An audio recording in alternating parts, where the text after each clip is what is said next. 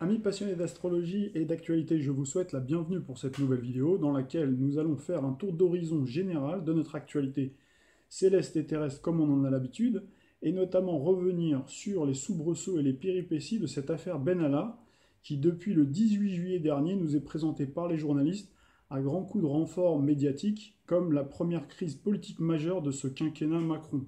Alors au moment où nous nous parlons, nous sommes le 5 août 2018, et comme vous le savez, donc le Soleil séjourne en ce moment dans son domicile dans le signe du Lion. Alors le cinquième signe du zodiaque, c'est un signe de plein été où les gens sont en vacances et ça donne à leurs loisirs et leurs passions favorites. C'est aussi une période propice pour s'occuper de ses enfants, mais aussi, pourquoi pas, séduire, aller à la rencontre des personnes, voir du monde, danser, séduire, aller charmer à la plage ou pourquoi pas sous les sunlights des projecteurs et des boules à facettes, des boîtes de nuit. Alors les sujets de l'amour et de la séduction, ce sont des sujets fort agréables sur lesquels nous aurons l'occasion de revenir, en abordant notamment un sujet par contre, cette fois un peu plus polémique, qui concerne les incidences que la loi sur le harcèlement de rue, portée par la secrétaire d'État de l'égalité homme-femme, Marlène Schiappa, peut avoir sur nos mœurs et le mode de séduction à la française. Alors bien avant l'entrée en vigueur de cette mesure, nous en avions dit déjà quelques mots, on avait anticipé en fait sur ce que pourraient donner ces types de mesures et de lois donc sur nos mœurs. Donc on l'avait abordé le 8 février dernier dans un article intitulé Jupiter en Scorpion, signe du sexe, met le focus sur les scandales sexuels en cascade et également dans nos prévisions 2018. Alors mais pour l'heure, revenons à des sujets beaucoup plus graves, puisqu'on a appris il y a 2 heures en fait qu'un séisme, un nouveau séisme a frappé l'Indonésie. Donc c'est vrai que c'est quelque chose dont on avait un petit peu parlé. On avait dit lors de notre vidéo sur la pleine lune doublée de l'éclipse totale qu'il pouvait y avoir à la suite de ça donc un événement malheureusement soit dramatique, soit en tout cas remarquable. Donc là malheureusement c'est un cataclysme et ça a lieu avec une lune dans le signe du taureau. Donc là on retrouve bien encore une fois donc les signes fixes. Donc on avait bien évoqué le passage d'un astre rapide qui viendrait accentuer, qui viendrait mettre en évidence donc des possibilités d'avoir donc ce type de cataclysme. Voici sur la carte du ciel de ce dimanche 5 août 2018, donc j'ai pas établi l'horaire au moment du tsunami et donc j'ai pas localisé donc en Indonésie, mais par contre donc bon vous pouvez retrouver donc effectivement cette lune dans le signe du Taureau avec donc toujours ce dont on avait parlé, donc Mars dans le signe du Verseau, le Soleil dans le signe du Lion et Jupiter dans le signe du Scorpion. Donc c'était voilà ce quatuor là qui provoque, qui peut provoquer, vous verrez, donc quand on aura la Lune qui transitera le signe du Lion, donc il peut y avoir à nouveau des événements spectaculaires. Après, c'est toujours difficile de décrypter et de savoir de quelle nature sera donc l'événement. Nous continuons également à avoir des températures caniculaires partout dans le monde, donc imputables, nous l'avions rappelé, à Mars au périgée de la Terre, donc au plus proche de la Terre, comme en 2003, et donc en opposition au Soleil. Donc pendant cette canicule, on avait vu également il y avait eu beaucoup de feux de forêt partout en Europe, et là donc on s'aperçoit que les températures sont extrêmement élevées, donc vous voyez 36,6 à Lille, 40 à Paris, 42 à Orange. En Iran, on a frôlé le record mondial de chaleur de 74 degrés, donc c'est pour vous dire. Et donc on a également d'autres pays en Norvège, pourtant des pays qui ne sont pas réputés pour être très chauds, y compris en été. On a atteint aussi des records également au Japon. Donc là vous avez le top 10 des pays qui ont été les plus touchés. Étude étonnante, le panache blanc laissé par les réacteurs des avions aurait une incidence sur le climat. Bref, la météo est sous très haute surveillance. On peut même évoquer un nouveau trio sécuritaire composé du climat, de l'économie et de l'espionnage.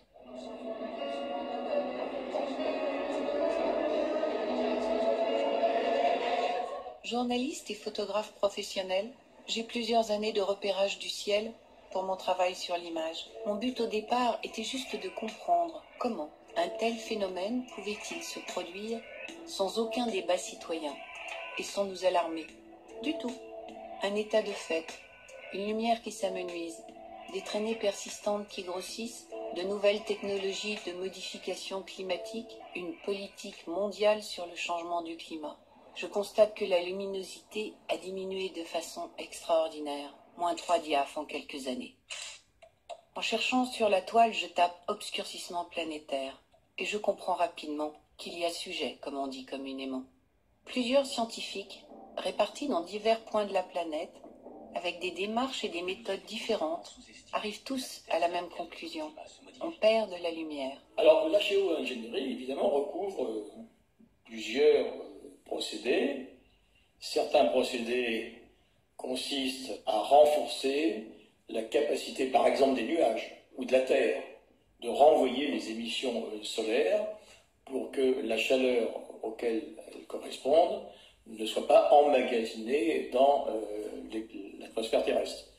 Alors là, il y a de très nombreux procédés qui sont avancés, pulvériser des particules dans l'atmosphère pour que ces particules renvoient certains rayonnements solaires. Notre ciel comme lieu et outil d'avancée climatique. Les méthodes de géo-ingénierie sembleraient un moyen incontournable. Seraient-elles partie prenante de notre passé, de notre présent et de nos climats futurs? Il y a bien des militaires et des industries qui font des expériences volontaires sur l'adjonction de composés chimiques au carburant pour créer ces effets albédo, car le carburant normal comporte déjà les molécules qui créent l'effet Chantrail. Ce n'est pas le CO2 qui est le premier élément de l'effet de serre, c'est l'eau. C'est le cycle de l'eau. Dans tous les cas, il existe bien un lien entre les traînées d'avions et les modifications climatiques. Alors je viens de vous passer un court extrait d'un documentaire en fait qui vous parle d'ingénierie géoclimatique. Donc ça veut dire qu'il faut vraiment essayer de s'intéresser à ces procédés qui en fait génèrent des climats donc de manière artificielle. Et donc là, vous avez toute une pléiade sur Internet. Et là, il faut en profiter parce que c'est encore disponible. Peut-être que dans quelques temps, ça ne sera plus.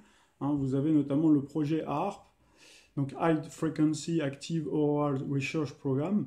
Et donc, vous voyez, si vous allez dans le détail, vous verrez, en fait, il y a une entente donc entre plusieurs milliardaires donc, pour mettre en place, en fait, un système d'ingénierie climatique, mais en fait, qui peut devenir aussi une arme de dissuasion, une arme géostratégique donc, sur le climat, donc pour inviter certains chefs d'État à obéir donc, à différentes injonctions donc, de ces milliardaires. Donc, alors là, après, il faudrait vérifier, mais paraît-il qu'en 2003, au moment où Jacques Chirac avait dit non avec Dominique de Villepin donc à l'intervention en Irak, sous prétexte d'armes de destruction massive.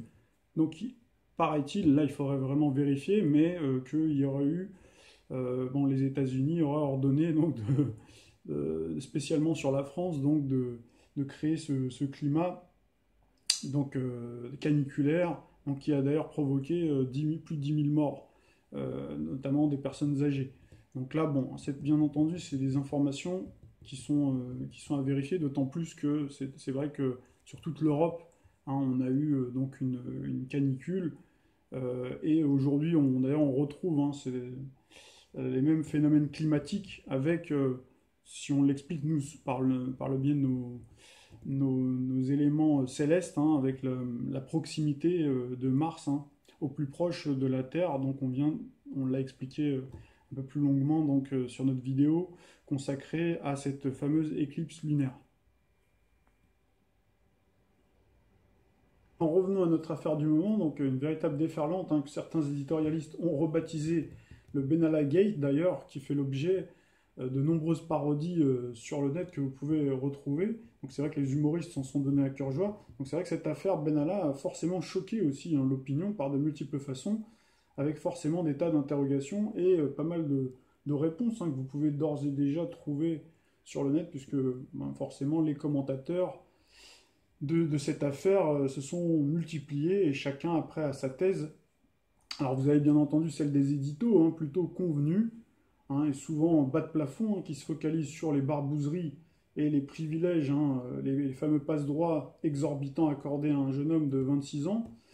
Et donc les médias là joueraient leur rôle de contre-pouvoir, du quatrième pouvoir digne d'une démocratie, et qui est donc là pour rappeler à l'ordre un Emmanuel Macron qui est allé un peu trop loin dans son pouvoir jupitérien. Il y a une autre analyse qui consiste à dire que les médias, on le sait, sont entre les mains de l'oligarchie, euro-atlantiste notamment, qui n'a pas été très content finalement que Macron, donc, qui est inféodé à leur pouvoir, aurait, notamment lors de son entrevue avec Poutine, tenté un rapprochement, une sorte d'entente cordiale sur le plan géopolitique, et notamment dans toutes les affaires qui concernent la Syrie et le nucléaire iranien, et donc toute cette affaire aura été déclenchée pour, quelque part, le rappeler à l'ordre et le ramener toujours dans son périmètre. Et c'est vrai que dans le passé, je vous ai déjà évoqué cette thèse-là, avec cette fameuse épée de Damoclès, que tous les politiques aujourd'hui ont au-dessus de la tête. On en avait parlé au moment où on avait évoqué le cas Hulot, où c'est vrai qu'après, chaque homme politique peut être amené à un moment donné pour ses ambitions personnelles, ou pour si vous voulez, suivre un petit peu soit son idéologie ou sa ligne politique, essayer de s'écarter un petit peu du périmètre et du cadre qui lui est assigné par les marchés qui les ont mis au pouvoir. Et donc tout de suite après, ils ont un bel article de presse qui leur parle soit de leur vie privée, souvent de manière pas très élogieuse. Souvent, ça concerne soit une affaire d'argent, soit une affaire de mœurs. Donc ça, à chaque fois, vous pourrez vérifier, et c'est vrai que c'est devenu régulièrement, c'est devenu une constante, surtout depuis la jurisprudence DSK, depuis 2011, on n'a pas cessé d'avoir ce type d'affaires. Et d'ailleurs, avec l'affaire Fillon, là, on avait battu des records, puisque François Fillon, qui pourtant a été aux côtés de Nicolas Sarkozy pour appliquer, bête et méchant, les désirata donc de ces puissances euro-atlantistes, notamment envers la Syrie, la Libye. À un moment donné, pour la présidentielle, on a bien vu qu'il s'était écarté et qu'il avait d'ailleurs parlé ouvertement d'un rapprochement avec Vladimir Poutine, et d'essayer de créer des liens géopolitiques peut-être plus multilatérales, et avoir une autre approche vis-à-vis de la politique du Moyen-Orient. Et donc, vous voyez le traitement de faveur que les médias lui ont réservé pendant des semaines et des semaines. Et de toute façon, tout était déjà cousu de fil blanc. Quoi qu'il arrive, Emmanuel Macron était déjà programmé, était déjà téléguidé pour être propulsé à l'Élysée. Et ça, on en avait parlé et on va y revenir. Alors la dernière thèse pourrait être que finalement, toute cette affaire n'est qu'un écran de fumée pour détourner l'attention de sujets bien plus graves pour l'avenir du pays. Et d'ailleurs, on a Charles Pasqua, donc feu Charles Pasqua, qui avait dicté un théorème. Donc quand on est emmerdé par une affaire, il faut susciter une affaire dans l'affaire, et si nécessaire, une autre affaire dans l'affaire de l'affaire, jusqu'à ce que personne n'y comprenne plus rien. Alors à moins que ce soit les trois mélangés, les trois thèses qui sont mélangées, en tout cas utilisons donc la lumière de ce soleil tout-puissant dans son domicile, du signe flamboyant du lion, pour tenter de tirer au clair et lever le voile de toute cette affaire qui éclabousse beaucoup de monde au plus haut sommet de l'État, et particulièrement le président de la République. Un rapide coup d'œil sur la carte du ciel de ce mercredi 18 juillet, au moment où l'affaire a éclaté. J'ai pas mis l'heure exacte à laquelle l'information est sortie, mais en tout cas où on a commencé à voir la vidéo d'Alexandre Benalla en train de tabasser, ou en tout cas de molester le manifestant le 1er mai. En tout cas, on retrouve bien un soleil, donc là par contre qui n'était pas encore dans le signe du lion, qui était dans le signe du cancer, donc le signe du passé, donc justement qui ravive donc cet événement-là qui s'est déroulé au moment où le soleil était en taureau, le 1er mai. Et donc on a une opposition avec Pluton notamment, puisqu'on a le soleil qui est à 26 degrés et Pluton 19 degrés. Donc là, comme vous le savez, À ceux qui me suivent depuis longtemps, donc on retrouve bien la plutocratie dans le signe du Capricorne, donc, et qui trustait hein, d'ailleurs hein, toutes les institutions, les médias. Là, on retrouve la lune noire pas très loin, et d'ailleurs on a également une opposition à Mars, donc là qui incarne bien hein, la violence, avec Uranus également en dissonance, et Mars représente l'officier, le policier en fait, hein, mais par contre non officiel, hein, qui agit en toute liberté, avec un Mars qui est dans le signe du Verseau, donc avec Uranus en dissonance, donc il montre bien un petit peu le caractère libertaire, ou en tout cas qui s'octroie des droits qui outrepassent les prérogatives, donc pour s'adonner à donc, certaines violences. Alors, je ne vais pas revenir hein, sur tout ce qui a été dit, parce que je pense que là, vous avez été sevré hein, d'informations, mais c'est vrai que quand un problème, alors peut-être pas de cette nature-là, mais un problème plus important, au plus haut niveau, bon là c'est vrai que ça éclabousse forcément le chef de l'État, puisque c'est un de ses collaborateurs, mandaté par lui, mais disons que quand un problème survient, ben, le chef d'État est censé normalement incarner la plus haute fonction hein, justement de l'État, hein. C'est le magistrateur suprême qui est garant des institutions de la Ve République, et qui en cas de problème ou litige majeur, parce que là normalement un problème de violence au niveau policier, c'est pas du ressort du chef de l'État bien entendu. Mais voilà, s'il y avait un problème plus grave, normalement le chef de l'État est censé être un arbitre en fait, hein, au-dessus de la mêlée, mais là force est de constater que justement dans cette affaire-là, eh ben, il est impacté, et puis il est à la fois juge et partie. Alors c'est d'ailleurs pour ça hein, que la symbolique solaire hein, en astrologie donc, est censée justement être toujours au-dessus de la mêlée, à l'instar justement du Soleil, hein, c'est cet astre brillant et lumineux sans lequel hein, il n'y aurait aucune vie sur Terre, et il n'y aurait rien qui saurait exister, et qui est la figure de proue du système solaire, qui porte d'ailleurs son nom, et sa marque, hein, c'est pour ça que le Soleil incarne aussi le prestige, la reconnaissance, avec tous les autres astres hein, qui gravitent autour de lui. Alors notre étoile confère à celui qui a la chance, hein, dans son thème par exemple, de l'avoir à ses côtés, de bénéficier de sa force, de la puissance, hein, pour occuper des postes à très haute responsabilité et diriger le monde. C'est vrai que si vous faites votre thème, puis que vous voyez que vous avez un soleil extrêmement puissant, ben vous avez des prédispositions justement pour incarner les plus hautes fonctions. Alors c'est pourquoi de tout temps dans l'histoire de l'humanité, les plus grands empereurs ou monarques, hein, de l'Égypte à la Rome antique, aux civilisations précolombiennes, en passant par Louis XIV dont vous avez justement la photo, où Napoléon se sont appropriés son emblème pour affirmer leur hégémonie et leur puissance. S'approprier les extraordinaires pouvoirs du soleil leur permettait d'asseoir leur pouvoir en légitimant leurs prérogatives de droit divin. Alors le soleil dans son domicile, c'est aussi le symbole de l'absolutisme, de la monarchie et de la royauté. On associe souvent le soleil à l'aristocratie, la noblesse et l'ancien régime. Et cet ancien régime, hein, vous ne l'ignorez pas, a volé en éclats à la faveur hein, de la Révolution française, après des siècles de domination et d'unique modèle politique et social, à cause justement de ses abus de pouvoir, son injustice et sa tyrannie.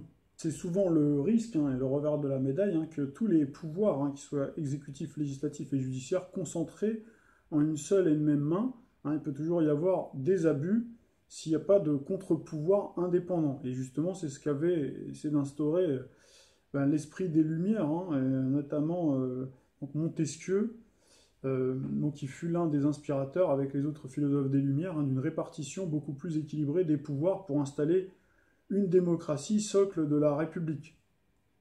Alors seulement avant d'arriver à ce stade, hein, il a fallu passer par une révolution sanglante, et c'est vrai que avec le recul hein, des événements, donc on peut se dire raisonnablement que les révolutions, c'est pas franchement le nec plus ultra, hein, parce que c'est vrai qu'on entend de plus en plus de gens, moi je le vois en tout cas, je le lis souvent sur la toile, hein, par rapport à la déliquescence hein, de nos institutions et ces politiques hein, qui jouent de plus en plus contre les peuples, en pondant des lois pareil iniques, hein, des lois vraiment injustes. Hein, donc c'est vrai que beaucoup de gens disent, mettent d'ailleurs des photos d'échafauds, en disant ce serait bien d'aller chercher finalement les instigateurs de tout ça.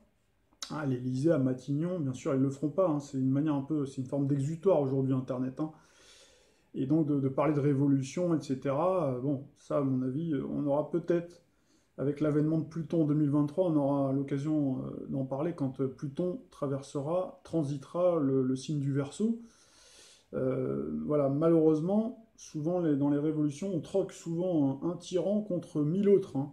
On croit que les révolutions sont d'inspiration populaire, alors qu'en réalité, elles sont très souvent impulsées par une élite, donc par exemple une bourgeoisie, hein, qui veut chasser un ordre ancien, d'autres bourgeois, comme là c'était le cas dans la Révolution française où on avait les bourgeois, donc qui voulaient chasser les nobles, hein, pour prendre un petit peu leur place.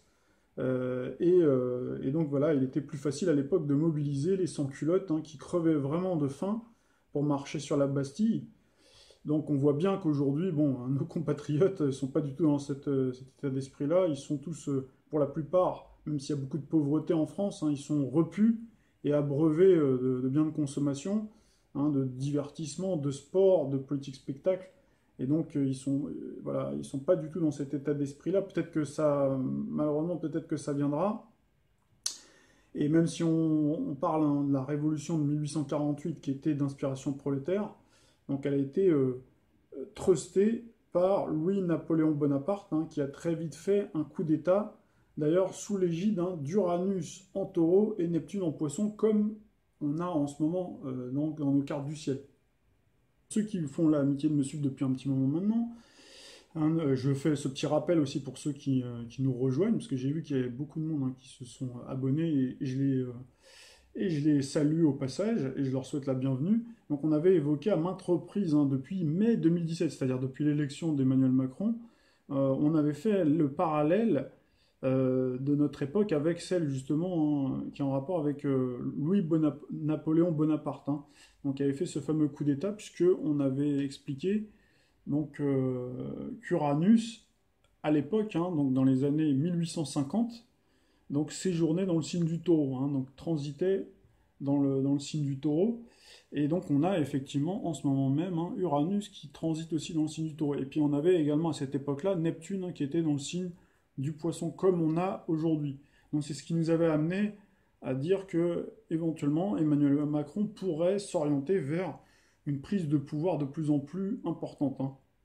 Et on l'avait rajouté par-dessus, puisque comme vous le savez, Uranus, donc a son cycle, hein, fait son cycle zodiacal en 84 ans, et donc il a été passé une première fois donc, dans les années 1850, puis ensuite il avait fait un tour de manivelle pour revenir en taureau, donc le 7 juin 1934, et donc avait vu 4 ans plus tard la fin, hein, de la Troisième République et le début du régime de Vichy le 10 juillet 1940. Hein. Et là, on avait vu le Parlement voter les pleins pouvoirs au maréchal Pétain. D'ailleurs, si vous regardez bien dans l'histoire, hein, en 1936, on avait le gouvernement du Front populaire, c'est-à-dire que ça suscitait quand même une sacrée vague d'espoir et de progrès social sans précédent, avec l'instauration notamment de la cinquième semaine des congés payés. Et si moi j'étais pas, forcément on n'était pas là à cette époque pour en parler avec les personnes, hein, mais je pense que si vous aviez interviewé les gens qui étaient partie prenante de ce mouvement,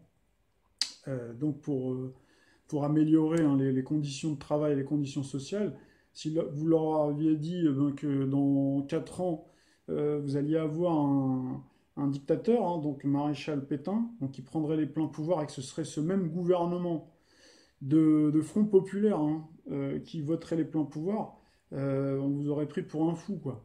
Donc c'est pour ça, il faut toujours, par rapport à l'histoire, il faut toujours être très très très prudent.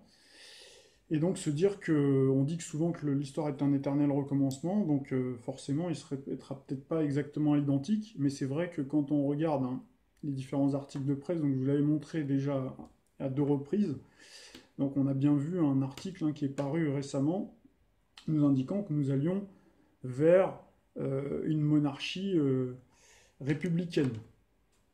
Hein, vous avez d'ailleurs de nombreux commentateurs de la vie politique et même des hommes politiques, notamment Bruno Retailleau, donc je crois qu'il est de... C'est même pas je crois, c'est je suis sûr, hein, que c'était l'ancien bras droit de François Fillon, donc chez les Républicains, donc qui disait que Macron est dans une forme de césarisme jupitérien. Donc, et on avait également un autre titre hein, qui parlait clairement de la monarchie absolue. Alors nous avions, publié un article le 23 avril 2018, Emmanuel Macron et le retour du césarisme constitutionnel ou la fin de la Ve République. Hein, puisque tout à l'heure je ne vous l'ai pas dit, mais c'est vrai qu'en 1850, on a eu aussi la fin de la République. C'est-à-dire que Louis-Napoléon Bonaparte, en faisant ce coup d'État, a sonné la fin donc, de la République. Hein. Et donc on a eu la même chose après dans les années 1941. Et donc là, voilà, on a ce risque-là qui est là. C'est ce que nous disent en tout cas les astres. Et c'est vrai aussi que quand on voit les derniers développements avec la réforme constitutionnelle hein, qui va donner plus de pouvoir, et on a eu aussi hein, l'avènement des députés, donc on a dit godillots, c'est-à-dire des députés en fait qui exécutent, c'est-à-dire qui ne sont pas là pour discuter là, tout en sachant après que le système de la Ve République, hein, on va y revenir, donc ne donne pas finalement autant de pouvoir que ça hein, aux députés, mais enfin, donc là c'est vrai en nommant des députés qui avaient très très peu d'expérience, autant on avait dans le passé des hommes politiques qui faisaient carrière et on pouvait le déplorer, autant là on avait des gens complètement inexpérimentés, donc qui sont arrivés notamment du côté d'En Marche, et d'ailleurs beaucoup on a l'impression, voilà, mais c'est même pas l'impression, c'est même certain qu'ils appliquent tout ce que leur intime finalement l'exécutif. Hein. Et on a également la loi sur le secret des affaires. Donc ça, je vous en avais déjà parlé. On avait vu d'ailleurs Élise Lucet qui faisait une pétition, donc la journaliste de France 2, pour s'indigner par rapport à ces lois, donc qui vont empêcher les journalistes hein, de faire du journalisme. Hein. Donc on avait déjà le pouvoir oligarchique, hein, les milliardaires qui ont trusté les médias depuis 2008, hein, l'avènement de Pluton, et là on a encore un deuxième tour de manivelle, et puis on a également les lois dites soi-disant anti-fake news, ou l'instauration d'un ministère de la vérité, qui va dire qu'est-ce qu'on doit penser, donc on a déjà ça, puisqu'on a le fameux décodex du monde, hein, vous pouvez regarder, c'est assez affligeant la majeure partie du temps. En fait, ils vous disent exactement ce que vous devez penser, quoi. Hein. Voilà, si un article qui sort, même un article dissident de quelqu'un qui n'a pas forcément sa carte de presse, bon, si ça rentre pas dans les clous de ce que veulent, ils vont le démolir, mais avec des arguments parfois assez fallacieux.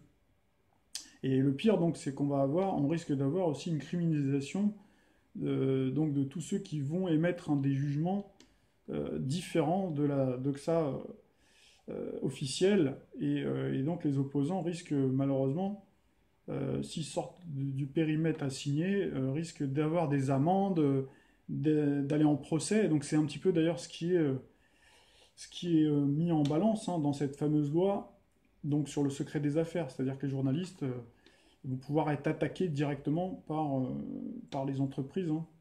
Donc si jamais ils mettent leur nez dans des affaires qui, de leur point de vue, ne les regardent pas, mais du point de vue du consommateur et des citoyens que nous sommes, effectivement, ça nous regarde. Et donc là, effectivement, on s'achemine bien, hein, quand on voit ce faisceau de présomptions voilà, qui se rejoignent, hein, ben, on a l'impression qu'on va vers un régime de plus en plus autocratique.